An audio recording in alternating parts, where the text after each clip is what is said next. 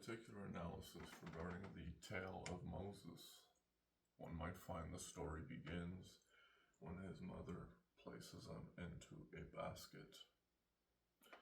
Upon being placed in said basket, Moses is then sent down the river, which means in a child you are against all odds at that particular point. He is outfavored. And in being outfavored, we see in the exchange of one mother giving her son to the unknown, against all odds, he is returned to a grace. From one exchange of a mother, he is then accepted by another mother, the Pharaoh's wife. And in the Pharaoh's wife, we then see an initial tale of the initial point of the incident, being the taking of the firstborn. Where in the taking of the firstborn, the moment Pharaoh's wife goes to pick up Moses out of said basket, what might she do? She puts down Ramses, the firstborn. In order to pick up a new child, the mother has to put down the previous one, which now the previous one is responsible for his upbringing. And as an example, the first child is now a more, you would argue, responsible. But in their battle struggle for said mother's love, you might find that as the children develop in the story of Moses, that they themselves begin performing actions of irresponsibility. They're young men, they are living their lives, and in their chariot pursues on and on and on, you then arrive to an initial point of incident. Moses' conscience is tested. He sees a suffering, and in said suffering, it doesn't quite sit right with him. Something calls to him in his heart. What might that particular cause be? The whippings of the Hebrew slaves. In said whipping of the Hebrew slaves, we then see a transformational point within Moses.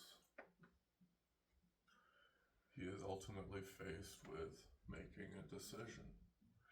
And in making said decision, he commits a crime down the path of the story.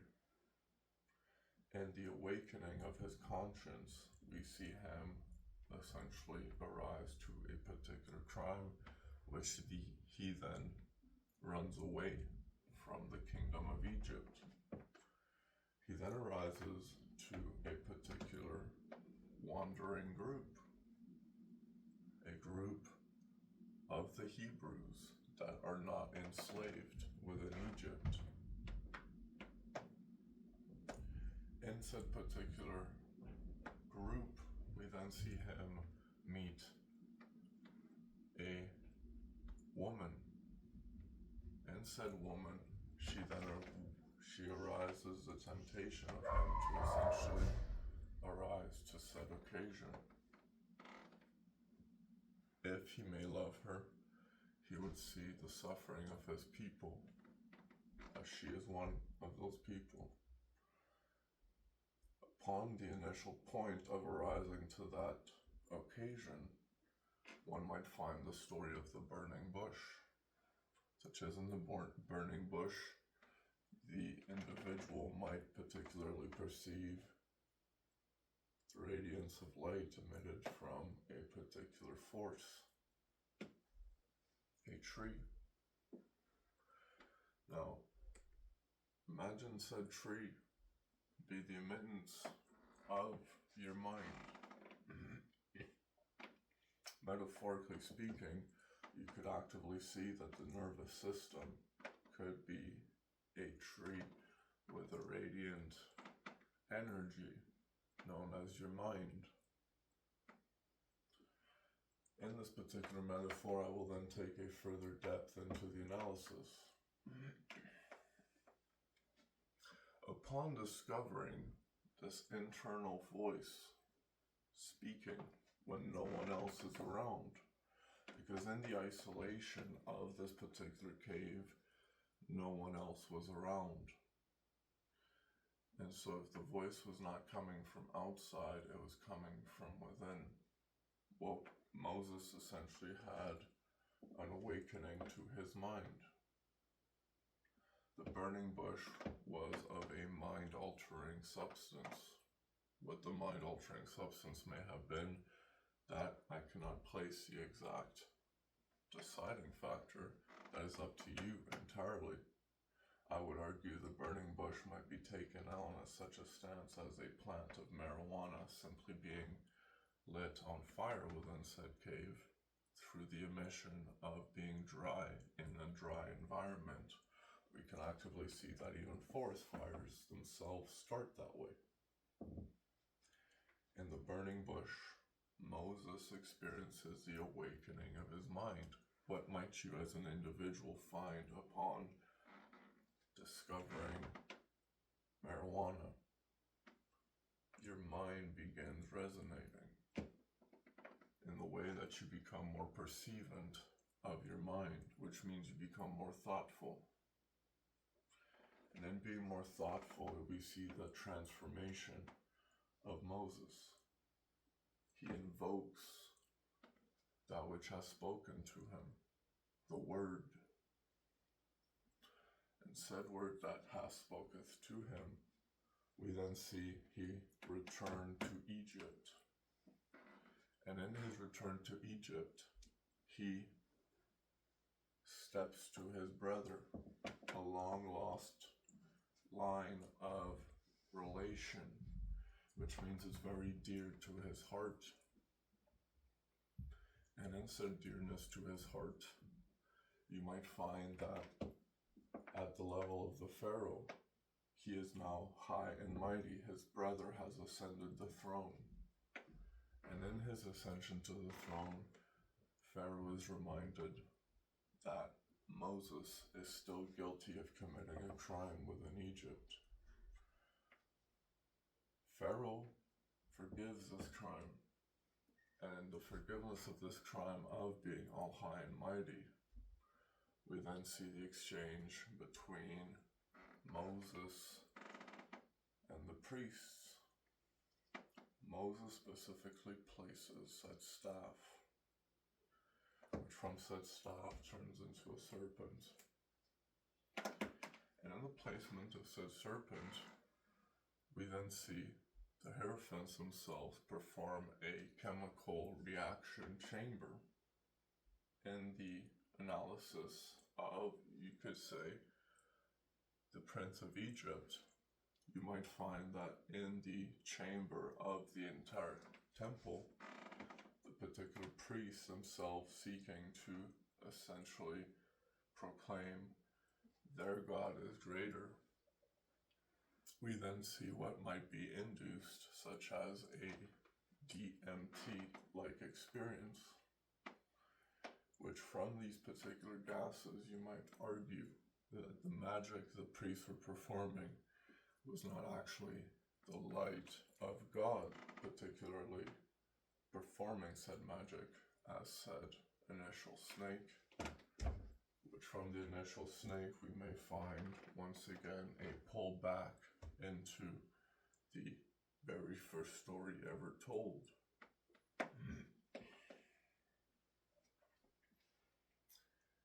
At the snake we find temptation, and in the argument of, say, once again the metaphor is meant to represent the rising of the occasion, which in the Prince of Egypt we might find Moses is in the presence of the woman of his life at this particular point, which in order to specifically speak to Pharaoh, he is brought by the snake with a staff, seeking to speak to Pharaoh, asking him, may you rise to this occasion? may you let my people go.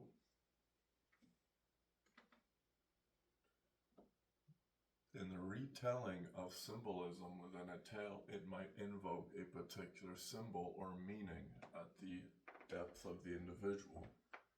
Now imagine this particular tale being actively lived thousands of years ago, which means symbolism had a deeper meaning behind the symbol. In the Egyptian culture, you might find multiple different symbols. But arising the symbol of the snake was a very primal experience at that particular point. It was of a very old nature. Even in the battles of the staffs, we then see that Moses' staff, turned into a snake, would ultimately consume the snakes of the two particular priests, whom themselves had turned their staff into a snake. Now, as the tale continues, we then see the very proposition, the prophecy that Moses speaks to King Ramses, Pharaoh Ramses. And the Pharaoh, having not a responsiveness to said prophecy, we then see a list of events essentially occur, which once again, against all odds, we arise to the taking of the firstborn, whether the plagues, the rivers of blood, and on, we arise to the taking of the firstborn, which from these particular plagues and the plague of the firstborn, we then see the marking of the doors with the blood of the innocent, the blood of the lamb. In the particular analysis, you might take it that once again back to the initial point of putting down the firstborn in order to pick up the new child, the new baby into the mother's life. Once again, the grace of God particularly performed this particular miracle.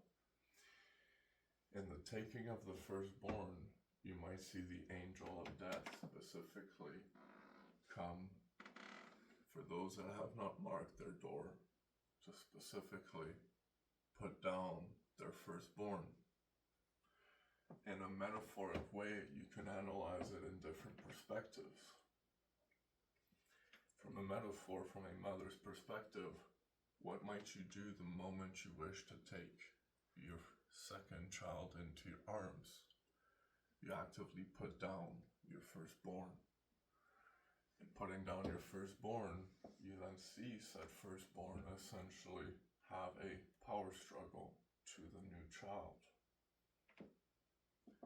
which once again arises the mentality between Cain and Abel, returning to the said previous jealousy, and said jealousy ultimately is what is the fine meaning behind the decision Ramses has to ultimately make.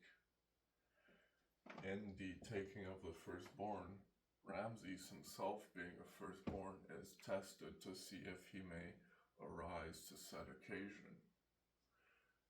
Even after being threatened, the particular plagues and the coming of the angel of death, Ramses denying the entire story of the power of God that Moses presented before him to specifically claim, let my people go. You might see now the arc of Pharaoh. He went from being all joyful, all ego. We then see him after his firstborn is put down, just as he was. We see the point in his incident where he now seeks to specifically result in the answer Moses was looking for. in the hard truth that which Moses spoke, he invoked essentially for said other individual to speak the truth they needed to hear. The length at which the events needed to occur for said individual to essentially speak the truth they needed to hear would have been not present if said Pharaoh had essentially just let the people of Moses go. Now you might find the people of the liberation of the Hebrews, fleeing Egypt, which through the fleeing of Egypt, we then arise to Pharaoh makes ultimately another decision to send his troops to not only capture and slaughter the Hebrews, but specifically capture and kill Moses. In the particular tale, you might find now once again the separation of the Red Sea going forth. As the Hebrews wander and arrives to the particular river,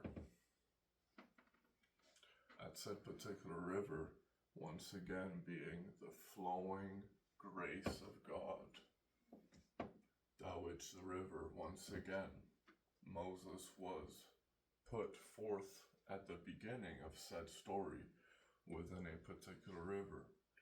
Against all odds, we see him survive the elements, which returns now once again to him seeking the power of God. God's grace grants him the ability to pull said river apart.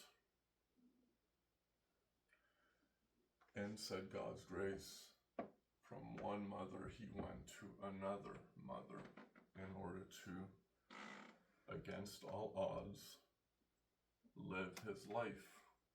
Which in the tale of Moses, we see the exact same thing. He is against all odds. The entire story, Moses is against all odds. And in the separation of the Red Sea, we see him arrive to water, which is a new mother form. And in said water, you might find him separate said water in order to specifically live his life and allow his people to go, to let them go to a new kingdom. Now, in the initial analysis, the very first story that is told in the tale of Moses is the story of his basket travels as a baby being given from one mother to another, which from the against all odds you arrive to a mother that could not take care of him to a mother that had everything for him. And in that particular arc, once again, the same thing occurs. From the river to the sea, we then see Moses arrive to a new maternal figure, a new God, the sea, which if God's grace is a feeling, that which one may experience. And upon experiencing said feeling, one may give it back. Arising to the Red Sea, God's grace returns to Moses, and he performs the separating of the sea, allowing once again, against all odds, we see not only Moses make the crossing, we see his people make the crossing to a new land. And upon said new land, we then see the water flush back and wipe out those that were sinning. Now you might find beyond this particular point, Pharaoh might have particularly died. he is drowned within said water. And he may eventually return to shore, but we do not necessarily speak so much about the point of Pharaoh. Going forth into the tale, we then see the Hebrews, led by Moses, wander through the desert. In the biblical tale of the actual time spent wandering the desert, you may find the Hebrews specifically, led by Moses, wandered said desert for 40 years. For 40 years they traveled and wandered through the desert in search of the Holy Land, which upon arriving at the Holy Land, Moses specifically goes into meditation. For 40 days and 40 nights he does not eat nor drink. And upon the final moment, he is given the 10 Commandments. And in the 10 Commandments, he then presents said moral ground for his people. The 10 moral grounds that which, against all odds once again, you, if you follow these rules, will have a meaningful life, just as the meaning behind the life of Moses. It is meant to wrap the story around a cyclical pattern, bringing it back onto itself in the expansion of the thought. You may pull it